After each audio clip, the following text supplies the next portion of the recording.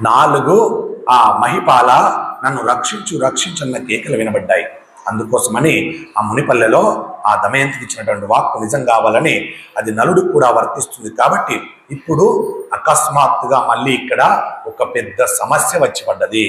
నలుడి ముందు కూడా పెద్ద వైక్లభ్యం వచ్చి పడ్డది. ఒకటి కష్టము అకస్మాత్తుగా వచ్చింది. ఏమిటదంటే దావానలముల పెద్ద అగ్ని చుట్టుముట్టింది. అకస్మాత్తుగా పెద్ద ఆ అడవిలో పెద్ద మంట చెలరేగింది. పెద్ద మంట చుట్టుముట్టి అరణ్యం అంతటిని చుట్టేసింది. ఆ సమయంలో నలుడు పరిగెత్తి పారిపోవాలి, కానీ ఆయనకు పెద్ద ఆసక్తి లేదు. ఎందుకు? జీవితం మీద విరక్తి పుట్టి ఉన్నాడు. విరక్తి పుట్టిన వాడికి ఇంకా ఎదురుగా బండొచ్చేది ఉంటుందా, లారెచ్చేది ఉంటుందా, మనకి తిండి మీద ఉంటుందా ధ్యాస? దేని మీద ఉంటుంది? దేని మీద ఉండదు. పోతే పోనీలే అనుకుంటాడు జీవితం. నలుడు కూడా ఇప్పుడు అదే స్థితిలో ఉన్నాడు. ఆయన అనుకుంటున్నాడు అంతా పోయింది, ఇంకేముంది నా దగ్గర, ఏమీ లేదు, ఇక చస్తే చస్తే అనుకొని తప్పించుకోవడానికి ప్రయత్నం చేస్తలేడు నలుడు. ఆయన పరిగెత్తలేడు. ఆయన పరిగెత్తకుండా ధర్మ విరుద్ధమైనటువంటి కనుక తనంత తాను చచ్చిపోడు. కానీ ఆ సమయంలో తనకు తాను మంటల్లో పడి చావడు. తన గమ్యం ఏమిటి? నడుచుకుంటూ వెళ్ళిపోవడమే. వెళ్ళిపోతుంటే ఏదన్నా నచ్చి అంటుకుంది అనుకో, చచ్చి ఊరుకుంటాను. కానీ నాకు నేనుగా పోయి అగ్నిలో దూకను, నాకు నేనుగా పోయి ఉరి పెట్టుకోను, నాకు నేనుగా పోయి విషం దాగను, నాకు నేనుగా చావను అనేటువంటి ధర్మాన్ని పట్టుకోవాలి. అన్ని కష్టాలు వచ్చిన నలుడే అంత గొప్పగా మాట్లాడాడే. మనుషులం, ఆ మాత్రం కష్టాలు వస్తే మనకెందుకంత ఇబ్బంది? ఎందుకంత చిన్న చూపు చూసుకుంటావు? కాలం ఎప్పుడో రకంగా ఉంటుందా? కష్టాన్ని పొందు.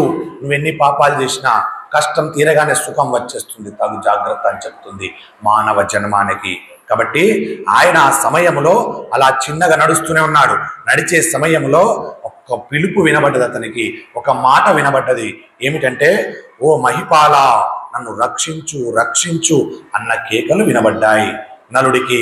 ఆ కేకలు ఎక్కడి నుండి వినబడుతున్నాయో అక్కడ ఆ మంటలలోకి నలుడు ఒక్క దూకు దూకాడు.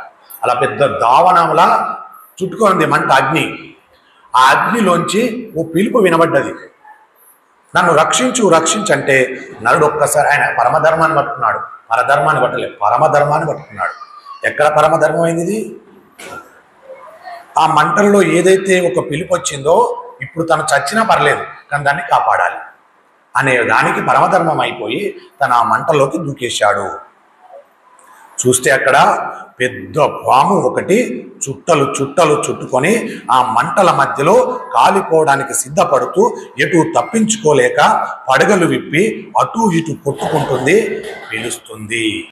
నన్ను కాపాడండి, రక్షించండి రక్షించండి అని మాట్లాడుతుంది ఆ పాము. అని మాట్లాడగానే నలమహారాజును చూడగానే పాము అన్నది, వచ్చావా? దా, గబగబా రా, నన్ను రక్షించు, నన్ను కాపాడు, నేను చచ్చిపోవడానికి సిద్ధంగా ఉన్నాను, ఈ వేడిని తట్టుకోలేకపోతున్నాను, దయచేసి ఓ మహాత్మా నన్ను రక్షించని పదే పదేగా మాట్లాడింది ఆ పాము. ఎత్తుకో, పడగలు విప్పి అటు ఇటు ఉంటున్నటువంటి ఆ పాము మాట్లాడింది. నన్ను ఎత్తుకో అంటే మీరు అనవచ్చు, పాము మాట్లాడుతుందంటే దైవకారణ సంభూతం. ఆ పాములు మాట్లాడతాయి, కొన్ని చెట్లు కూడా మాట్లాడతాయి, కొన్ని పక్షులు మాట్లాడతాయి. ఎందుకు? దైవ సంకేతంగా మాట్లాడుతుంటాయి. కాబట్టి అక్కడ సందేహం అవసరం లేదు. మాట్లాడింది పాము. నన్ను ఎత్తుకో, నన్ను తీసుకెళ్ళి ఎక్కడైనా దించు, ఇక్కడ ఉంచకు, చచ్చిపోతాను అని అన్నది.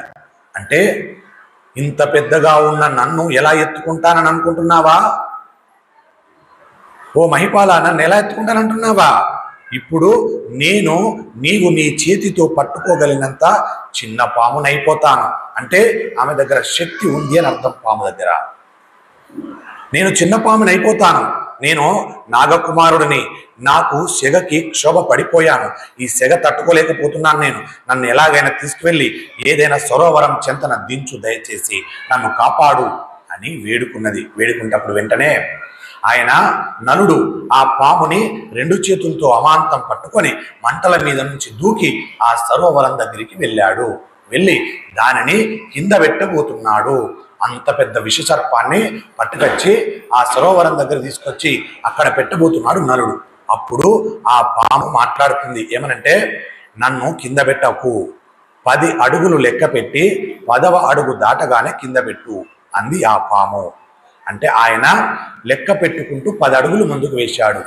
10 అడుగులు లెక్క పెట్టుకుంటూ ముందుకు వెళ్ళి 10వ అడుగు వేసి ఆ పామును ఇలా తీసి కింద పెట్టాడు. కింద పెట్టగానే ఒక్కసారి అది పెద్ద సర్పమై వచ్చేసింది. చాలా పెద్ద సర్పం అయిపోయింది అది. అంతకుముందు మంటలలో ఎంత పెద్ద సర్పమైందో అంత పెద్ద సర్పమై వచ్చేసింది, మారిపోయింది. ఒక్కసారి పెద్దదైపోయి ఆ నలుణ్ణి కాటేసి. అందుకే అంటారు కదా, పామును పాలు పోసి పెంచితే ఏం చేస్తుంది? కాటే వేస్తుంది. అందుకే జాగ్రత్త. ఇప్పుడు దీన్ని అడ్డుపెట్టి ఏం చెప్తున్నారు? మూర్ఖులను చేరనివ్వకు, దరి చేరనివ్వకు. ఎప్పుడో ఓ రోజునాడు మూర్ఖుడు ఏం చేస్తాడు? కాటేస్తాడు. నీ తిన్నింటి వాసాలు లెక్క పెట్టి నీకే ఎసరు పెడతాడు. తగు జాగ్రత్త.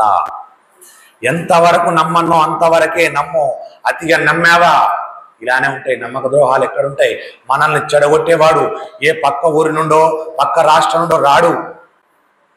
మన పక్కల ఉన్నవాడే, మన గురించి అన్నీ తెలిసిన వాడే మనల్ని మోసం చేస్తాడు. బాగా జాగ్రత్తగా ఉండండి దయచేసి. తొందరపడి నిర్ణయాలు తీసుకోకండి దయచేసి. అందుకే ఇప్పుడు ఆ పాము ఏం చేసింది? వెంటనే అకస్మాత్తుగా కాటు వేసింది. అది కాటు వేయగానే నలుడు ఒక్కసారి అకస్మాత్తుగా నల్లగా మారిపోయాడు. అంటే అంత విష సర్పం అన్నట్టు అది, అంత దారుణమైనటువంటి సర్పం అది. నల్లగా మారిపోయి చేతులు పొట్టిగా అయిపోయి ఆయన వికృతమైనటువంటి ఆకారంలో పొంది గూని వచ్చిన వాడిలా ఇలా అయిపోయాడు. గూని వాళ్ళు ఉంటారు కదా, అలా అయిపోయాడు. వికృతమైనటువంటి రూపంతో అయిపోయాడు, నల్లగా మారిపోయాడు. వెంటనే తీర్పు లేకండి దయచేసి ఆ పాము తిట్టకండి. దీంట్లో అర్థం ఉంది, పరమార్థం ఉంది. వెంటనే అలా అయిపోయిన తర్వాత ఆ పాము అలా నల్లగా గూని వచ్చిన వాడిలా వంగిపోయాడు. వంగిపోయిన తర్వాత ఆ పాము ఇప్పుడు మాట్లాడుతుంది. ఆ పాము ఎవరు అంటే ఆ పాము పేరు కర్కోటకుడు.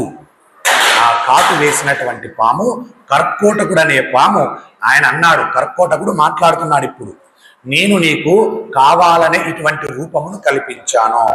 నేను నీకు అపకారము చేశానని మాత్రం అనుకోకు మహాత్మా. నేను నీకు అపకారం చేయలే. నాకు నువ్వు ఉపకారం చేశావు కదా, నేను నీకు అపకారం చేయలేదు. నీకు మంచి